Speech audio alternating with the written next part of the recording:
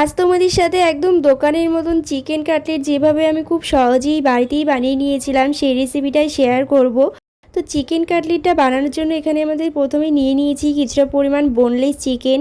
এরপর চিকেনটা পুরোটা মিক্সিং জারের মধ্যে দিয়ে দিচ্ছি। আর এরপর এখানে নিয়ে নিচ্ছি রসুন, আদা কুচি, কাঁচা লঙ্কা কুচি আর কিছুটা পরিমাণ লেবুর রস দিয়ে এরপর মধ্যে দিয়ে দিলাম কিছুটা পরিমাণ কর্নফ্লাওয়ার। এরপর এই সমস্ত কিছু এখানে মিক্সিং করে পেস্টটা তৈরি করে নিয়েছি। এরপর চিকেনের পেস্টটা একটা বাটির মধ্যে ঢেলে নিলাম। আর এরপর এর মধ্যে দিয়ে দিচ্ছি পেঁয়াজ কুচি, স্বাদ অনুযায়ী লবণ, কিছুটা পরিমাণ হলুদের গুঁড়ো, কালো মরিচের গুঁড়ো, লঙ্কার গুঁড়ো, জিরের গুঁড়ো দিয়ে এই সমস্ত কিছু ভালোভাবে মিশিয়ে নিচ্ছি।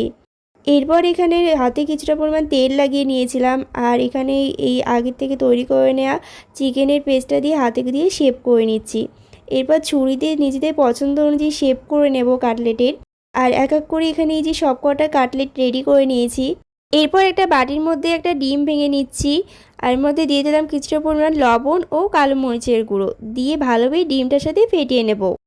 আর এখানে এই যে আগের থেকে রেডি করে নেওয়া কাটলেটগুলো এরপর ডিমের ব্যাটারি দিয়ে ডিপ করে নিয়েছি। আর এরপর এখানে এই যে ব্রেড ক্রাম্বস দিয়ে পুরোটা ভালোভাবে কোটিং করে নেব। এরপর ব্রেড ক্রাম্বস দিয়ে কোটিং করে এক এক করে সব কটা চিকেন কাটলেট এখানে রেডি করে নিয়েছি।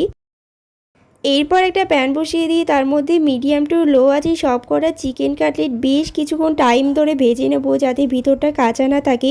আর এরপর কিন্তু দেখো এখানে রেডি হয়ে গেছে আমাদের এই চিকেন কাটলেটটা। তো এইভাবে কিন্তু তোমরা বাড়িতে একবার বানিয়ে অবশ্যই ট্রাই করো।